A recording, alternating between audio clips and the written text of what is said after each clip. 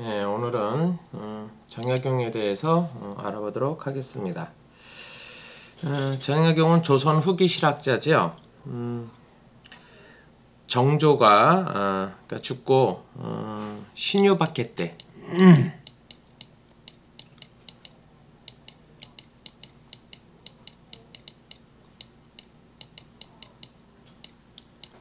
정조가 죽고 신유박해 때 한 18년 동안 유배 생활을 했습니다. 그래서 정약용 하면은 또 정조를 빼놓을 수가 없고요. 그래서 이 정조에 대해서 또 실학에 대해서 들어가 보도록 하겠습니다. 일단 실학이라는 것은 조선 중기의 이제 사회 변화에 있다고 볼 수가 있고요. 청나라의 이제 고증학이라든지 기독교에서 얘기한 이제 서학이 유입되면서 그래서 이제 이 성리학의 이제 한계를 드러나다 보니까 거기에 대해서 이제 실학이 이제 오게 됩니다. 이 실학의 특징을 보면 실용적이고 또 실천적이고 실증적인 새로운 유학이라 할 수 있는데요. 실학에는 이제 크게 이제 세 개의 학파로 나눌 수가 있습니다. 경세치용학파라고 해서 이제 농업 분야의 이제 개혁을 통해서 사회 현실의 이제 문제를 해결하라고 했던 이제 대표적인 사람들이 이제 반개 유영원이랄지 아니면 성호 이익, 다산, 정약용 등이 있습니다. 그리고 또 실학의 한파는 이용후생 학파라고 얘기할 수 있는데요. 상공업의 진흥을 통해서 경제 성장과 사회 복지 달성, 또 북학파라는 라고 얘기할 수 있는데 대표적으로 이제 담원 홍대용이랄지 연암 박지원 등이 있습니다. 그리고 또 한 학파로 실사구시 학파인데요. 사실에 근거해서 진리를 탐구하려는 이제 객관적인 학문적 태도를 지향을 했어요. 거기에 대표자로 김정호랄지 또 추사 김정희 등이 있습니다. 정약용의 이제 실학의 이제 특징을 보면 일단 주위의 성리학을 이제 비판하는, 그래서 주위 성리학은 너무 난해하고 너무 또 복잡하고 너무 이론적이라는 거죠. 그래서 현실과 좀 동떨어진 현실과 좀 동떨어졌다, 그렇게 해서 실천적인 부분을 보다 더 초점을 맞춘 게 실학이라 할 수 있겠습니다. 욕구를 이제 주인은 욕구는 이제 제거해야 된다고 한 반면에 이제 정약용은 욕구는 긍정적으로 본 거죠. 그래서 그런 욕구는 내가 가지려고 한 욕구는 사람의 삶의 원동력이다, 이렇게 평가를 하고 있습니다.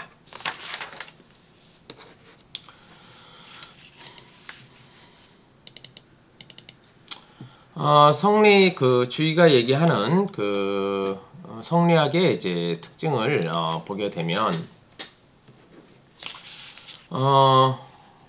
인간 하늘이 있고요. 하늘에 명을 내렸는데 하늘에 인간 세상이 있다는 거죠. 근데 하늘에는 인이, 하늘에는 이치, 하늘에는 리가 있고요. 리가 인간 세상에 와서 성이 됐다고 합니다. 그래서 인간이 가야 할 길이 있는데 그 길이 바로 도다. 크게 이렇게 얘기할 수 있습니다. 그래서 곧 이 성이 이고요. 곧 성일이고 인간의 본성은 바로 이게 본성이 곧 이치라는 거죠. 그래서 성증리, 이렇게 해서 주위의 성리학을 정리할 수 있겠습니다. 내부적으로는 사덕을 얘기하는데요. 인과 의, 예지, 그래서 인의 예지, 이렇게 성이 내부가 있다면 외부 바깥쪽으로는 그 인이 측은지심이요, 그 의가 수호지심이고, 또 그 얘가 사양지심이요, 지는 십이지심이다. 이렇게 얘기를 합니다. 그러니까 곧 여기는 성이고 여기는 정이 되는 거죠. 그래서 이것이 바로 드러나는 것이 이렇게 드러난다. 그래서 도덕적 이치가 드러난 것이 도덕적 감정이라는 거죠. 거기에 대해서 그 이익의 성호사설의 성경리를 비판한 것을 보게 되면은, 본성은 기호라는 거예요. 성이 선악을 띠는 것은 하나의 기호와 불과하다. 그 기호는 무엇을 좋아하고 싫어하는지 마음의 그 경향에 따라서, 그래서 두 가지 기호가 있는데, 한 가지는 영지 기호요, 또 하나는 형구의 기호로 나눠집니다. 그래서 영지 기호는 하늘을 내려준 기호를 선을 좋아하고 악을 부끄럽게 여기는 기호, 도덕적 기호죠. 그래서 또 형구기는 뭐예요? 귀와 눈과 입이 몸 등 육체적인 기인 곳이죠. 그래서 이 영지 기호와 그 영지 기호와 그 성구, 그러니까 형구 기호는 늘 그 충돌할 수밖에 없는 경향이 있겠죠. 말하자면 이런 거죠. 예를 들어서 나는 착한 마음을 가지고 있는데 내 몸이 힘들어요.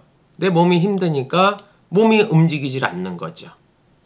그래서 내가 지금 몸이 힘든데 어떤 나이 든 사람이 어떤 힘든 일이 있어서 도와줘야 되는데, 내 마음은 도와줘야 되는데 내 몸이 움직이지 않을 때 과연 도와줘야 될까 말아야 될까, 어떤 이런 그 영지 기호냐 형기 기호냐, 이렇게 마음과 몸이 충돌해서, 그러니까 이 영지 기호는 마음으로는 내가 뭔가 베풀려고 하는, 어떤 배려하려고 하는 어떤 양보의 마음이랄지 뭐 배려의 마음이랄지 이런 게 있는데,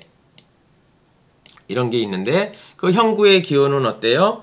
내가 몸이 아프고 아프다는 거죠. 내 몸이 지금 아프고 뭐 피곤하다, 이렇게 이 상태에서 서로 충돌하고 갈등하는 이런 거라 할 수 있겠습니다. 그래서 영지의 기호는 그 하늘로부터 부여받은 도덕적 성향이죠. 그러니까 착한 거죠, 착한 거. 그래서 나는 양보하고 배려하려고 한다는 거죠.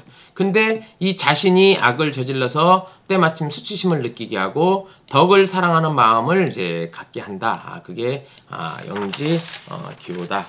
그 다음에 형구의 기호다. 이렇게 정리를 할 수 있겠습니다. 정약용은 좀 내용이 좀 많습니다. 그래도 또 한번 또 살펴보도록 하겠습니다. 조금 전에 말씀드렸듯이 인간은 그 욕구 얘기를 기호죠. 욕구가 가진 그 혈기적, 현실적인 존재인데요. 혈기적 존재로는 생명과 욕구의 존재고요. 욕구를 긍정적으로 보느냐, 그 정약용은 인간 내면의 존재는 그 욕구가 인간의 행동과 활동력의 원동력이 된다고 활동의 원동력이 된다고 본 것입니다. 그래서 이 자주집권은 이제 그 선택의 권한인데요. 이 자주집권이라는 것은 그 선택이니까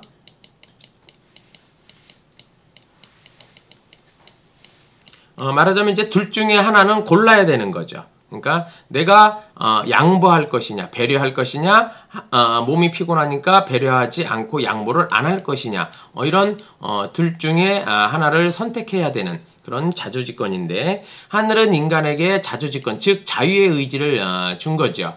하늘이 인간에게 준 거예요. 그래서 따라서 내가 선을 택할 건지 내가 몸이 아파서 그렇지 않을 것인지를 이런 선택은 전적으로 누구의 인간의 결단에 달려있다고 본 것입니다. 그리고 적용해 보면 또 이제 단시설이라고 제가 정리를 했는데, 사단의 이제 시작인 거죠. 사단과 사덕의 관계를 이제 주의와 반대로 본 거예요. 그래서 사단은 감정의 행동의 근원인데 사덕은 행위 후에 생기는 것이고 혹은 행위 후 붙이는 명칭으로서 주의는 사덕이 있고 그것이 발현되는 게 사단이라고 아까 앞에 말씀드렸지 않습니까? 근데 정약용은 틀린 거죠. 사단이 먼저 있고 그것이 사덕으로 된다. 그래서 그 행위를 통해서 얻게 되는 것이죠. 그렇게 해서 이런 그 단에 대해서 다시 그 비판을 하고 바꿔서 얘기를 합니다. 그거를 도표로 제가 조금 정리를 했습니다. 이렇게 보시면 주의는 곧 성이 곧 리다라는 성직리를 얘기했으면 정약용은 어때요? 그거는 선택이다. 기호적인 것이다. 하늘에 준 그것은 자유가 있는데 그것을 내가 뭐 옳게 배려하고 양보할 것이냐 아니면 내 몸이 아프니까 안 할 것이냐 그 선택에 인간이 있다는 거죠. 그 선택에 결단이 달려 있다고 하는 거죠. 그래서 이거를 자주집권이라고 얘기한다 했습니다. 그래서 주의는 사덕, 인의 그 예지를 제가 얘기했죠. 그래서 그 주의는 그 인이 여기에 대한 발현돼서 이것이 측은지심으로 나타나고 의는 수호지심으로 나타나고 예는 사양지심으로 나타나고 지는 시비지심으로 나타난다는데 이걸 거꾸로 본 거죠. 정약용은 이 측은지심이 먼저 있고 이것이 발현되는 게 바로 인이다. 그래서 어떤 마음이 수호지심이 있고 그것이 발현된 것이 의다. 그래서 어떠한 사양지심이 있고 그게 발현된 것이 예다. 어떤 시비지심이 있고 그것이 발현된 것이 지다. 이렇게 반대 이 주의와 정약용은 이렇게 달리 얘기를 하고 있습니다. 이렇게 얘기하는 그 정약용에 대해서 그러면 인물에 대해서 조금 알아보도록 할까요? 정약용은 일단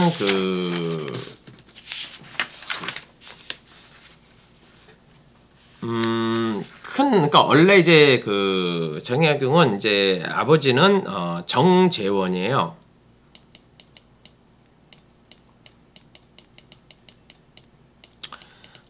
이 정재원의 이제 첫째 원래 이제 그 엄마죠. 이제 원래 큰 원래 본 마누라가 있는데 여기서는 그 제일 형이 이제 정약용의 그 형인 정약현이 있어요. 말하자면 이게 우리 이제 첫째죠. 첫째인데 여기서 이 그 첫째 마누라에서는 이 아들 하나만 낳고 죽어요. 그래서 다시 그 이 제처인 이제 그러니까 이 약현은 뭐예요? 큰엄마라고 할 수 있겠죠. 큰어머님의 그 이복형이죠. 그러니까 이복 맏형. 그렇게 얘기할 수 있겠습니다. 이복 맏형.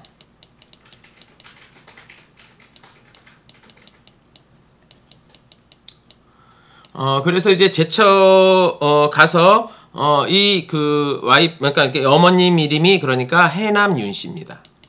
그러니까 해남윤 씨죠.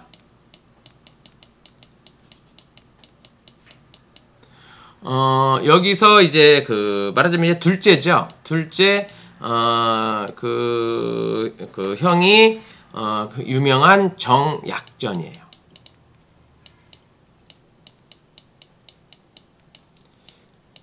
정약전 하면 그 유배에 가서 그 흑산도죠. 흑산도에서 죽었는데 거기서 그 바다에 뭐 그런 책을 쓰고 남긴 자산어부라고 있어요. 이게 유명하죠.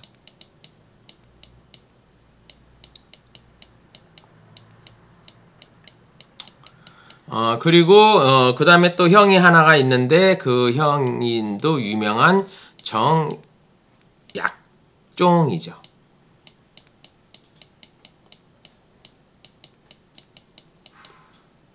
정약종. 이 그 정약종은 그 당시 이제 그 천주교 신자로 그 열렬했던 사람이고요. 하여튼 그 정약종이 둘째이고, 그다음에 네 번째로 그 이제는 이게 정약용인 거예요. 이제 넷째 태어난 게 정약용이죠.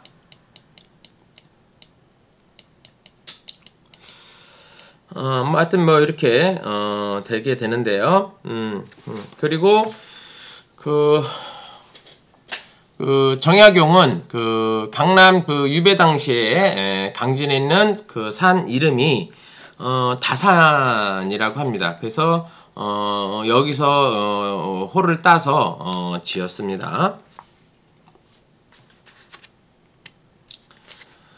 그리고 그 정약용은 조선 후기 그 학자이고요. 문신으로서 1789년, 그러니까는 식년 문과에 급제를 합니다. 이때가 그 27살 때, 27살 때 과거에 급제를 하죠. 그리고 이때 이제 그 전부터 사실 정조에게 눈에는 들어왔어요. 정약용이가 워낙 그 뛰어난 그 문장가고 실력가고 해서 벌써 많은 그 정조에게 눈은 들어왔었죠. 그리고 카톨릭 교인이라 해서 충청도 해미로 유배됐다가 11반에 풀려나서 지평으로 등용이 됩니다. 그래서 임기 중에는 그 큰 일을 한 게 수원을 수척하는 데 기여했고요. 여기서 나오게 된 게 기중기죠.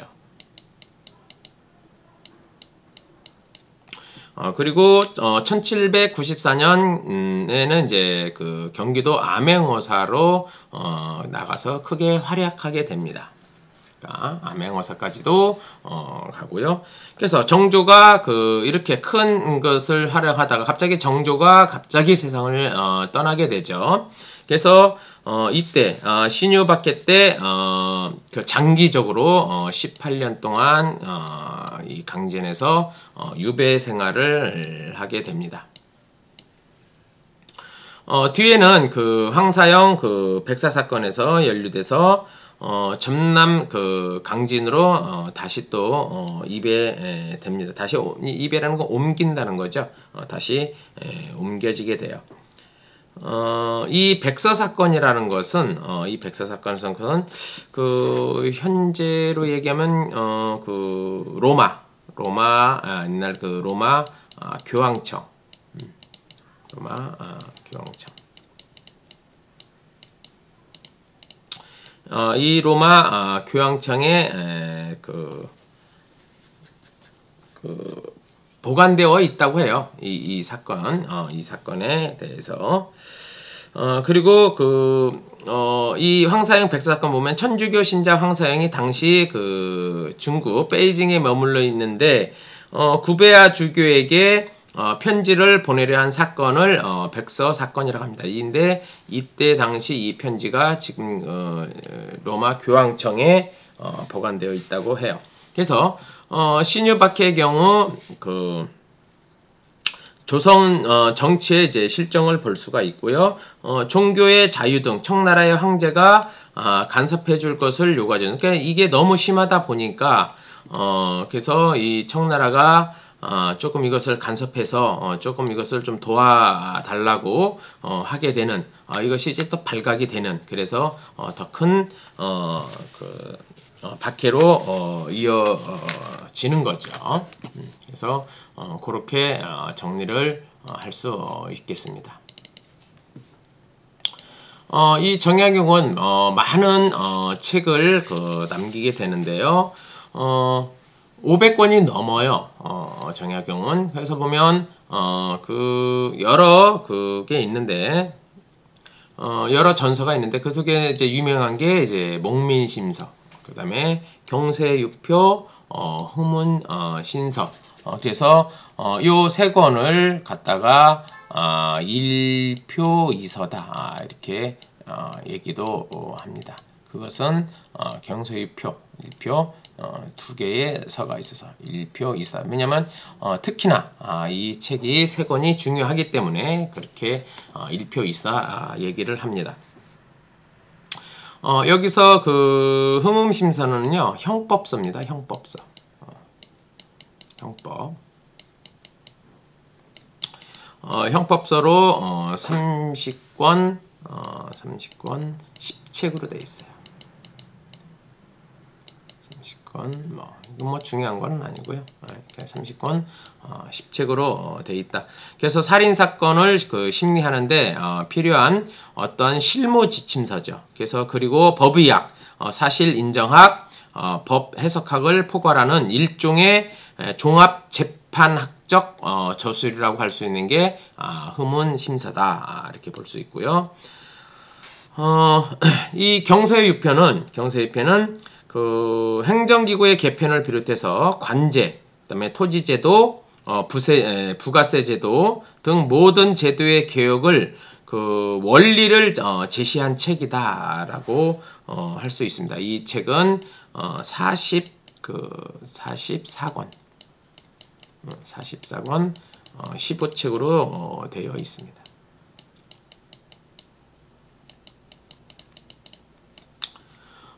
뭐 잘 아시다시피 목민심서 같은 경우는 관리들의 이제 폭정을 비판한 책이죠. 그래서 수령이 지켜야 할 지침을 목민심서라 하는데요. 이 책은 그 48권 16책으로 되어 있습니다.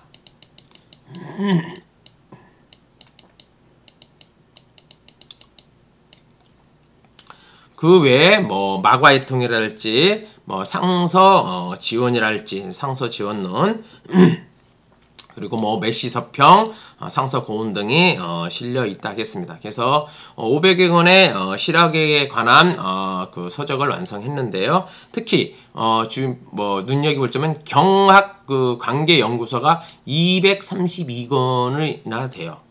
그 외에 이 정약은 시도 굉장히 뛰어났고요. 문장에도 굉장히 뛰어난 저서를 남기고 있습니다. 그러니까 뭐 정약용은 뭐 우리가 흔히 얘기하는 천재 중에 천재다 이렇게 얘기를 하게 되는 거죠. 말이 500권이죠. 참 뭐 일반 사람들은 평생 살면서 책 한 권도 못 내신 분이 많거든요. 그리고 좀 많이 냈다고 해도 책 10권, 20권 뭐 내도 많이 낸 거예요. 근데 뭐 이거는 뭐 지금 크게 낸 사람들을 보면 뭐 진짜 몇십 권, 100권 뭐 내는 사람 찾기 힘들거든요.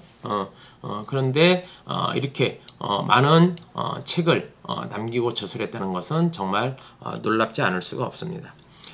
정약용의 이제 출생을 이제 좀 살펴보겠는데요. 영조 38년에 사도세자가 죽음을 당한 그해 태어납니다. 다사는 그 아버지 그 나주정씨 정재원이라고 그랬죠. 그래서 어머니 둘째 제가처죠. 둘째 해남윤씨의 말하자면 넷째 아들로 태어나는 거죠. 해남윤씨 여기서는 이제 셋째 아들인 거고요. 첫째 그 제일 큰 엄마에서는 이제 첫째가 있으니까 그래서 넷째 아들로 태어납니다. 그래서 선대 8대 홍문관 출신이고요. 그러니까는 그 앞에 조상들이 계속해서 8대가 홍문관 출신이니까 이 집안은 원래 훌륭한 집안이었다. 원래 아주 대단히 잘 나가는 집안이었다.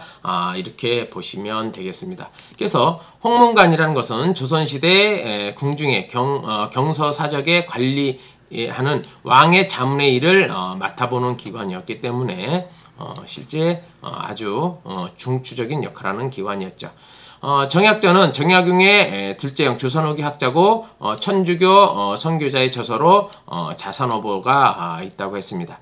그리고 정약종은 정약용의 셋째 형으로서 저서 주교유주 등이 있고요. 신유박해는 1801년 천주교들을 박해한 사건으로 처형을 되게 되는데 정약용은 간신히 그 형인 정약전과 살아남아서 유배를 가게 되죠. 원래 이 그 정약종도 그 죽이려고 하지 않고 지금이라도 잘못했다. 그래서 하지 않겠다 하면 살려주려 했지만 형은 성경이야말로 뭐 이런 서학이야말로 진실이다. 그래서 그 마음에 굽힘이 없었기 때문에 이렇게 처형을 당할 수밖에 없는 그런 박해를 당하게 됐습니다. 15세에는 연상인 풍산 홍씨와 결혼을 하고요. 22살에는 세자책봉 경축을, 그러니까 세자책봉을 경축을 위해서 국가에서 경위 초시 시험을 봤는데요. 여기에 합격하죠. 이때부터 정조와 눈에 들어와서 정조와 만나게 됩니다.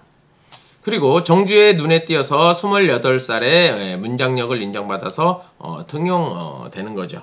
27에 과거에 합격을 하고 28에 등용됩니다. 그래서 33살에는 정약용은 암행어사로서, 그래서 그 관리들의 폭정을 고발하고 처벌하도록 하였고, 이를 통해서 관리의 책임의 의무를 깨닫게 되죠.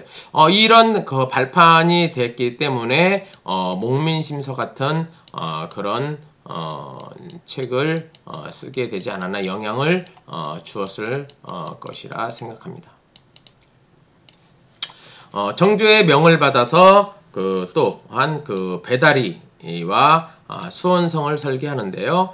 이 배다리는 그 당시 이장의 옹기를 어떻게 옮길까 하는데, 배를 뭐 이제 배다리 뭐 이게 배를 이렇게 지그재그로 이렇게 놔서 지그재그로 이렇게 배를 설치하는 거죠.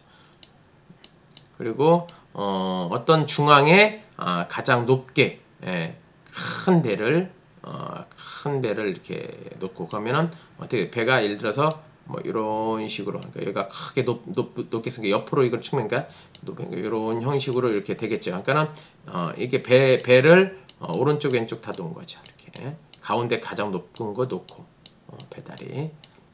그래서 이렇게 배를 놓고 다리를 건널 수 있는 이런 머리를 짰죠. 그리고 그 수원성을 또 설계해서 그 수원성을 굉장히 서양식으로 이제 빨리 지을 수 있었던 시간의 단축이죠. 그래서 이 설계도가 있기 때문에 지금도 그 세계 유산으로 수원성이 채택될 수 있었던 어떤 그런 거. 하여튼 수원성을 설계하고 정조의 그 사도세자가 복원 뜻을 지지를 했습니다. 사도세자의 복원의 뜻을 지지를 했고요. 1800 그 39세 정조가 죽은 한창 나이인 40대에는 반대파 모함으로 이제 유배를 가게 됩니다. 그래서 오랫동안 살긴 살았어요. 그래서 75세에 정약용은 삶을 마감을 하게 되죠.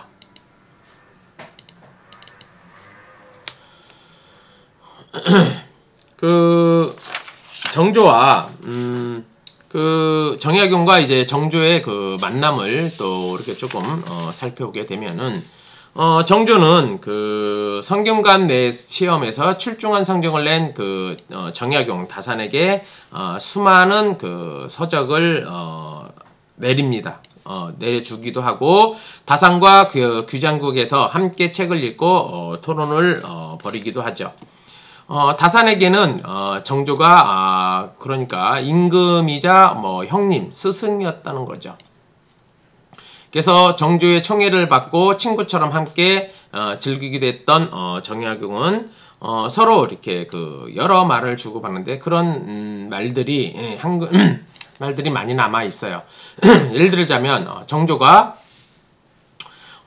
보리뿌리를 이제 말하자면 우리나라 말로 이제 매끈매끈 뭐 이렇게 얘기를 한다면, 정약용은 오동 열매를 동실동실, 그리고 정조는 뭐 예를 들어서 까치 8마리는 이제 팔짝팔짝 이렇게 얘기했다면, 정약용은 송아지 5을 오독오독 이렇게 이런 식으로 표현을 하면서 서로 주고받고 했다는 거죠.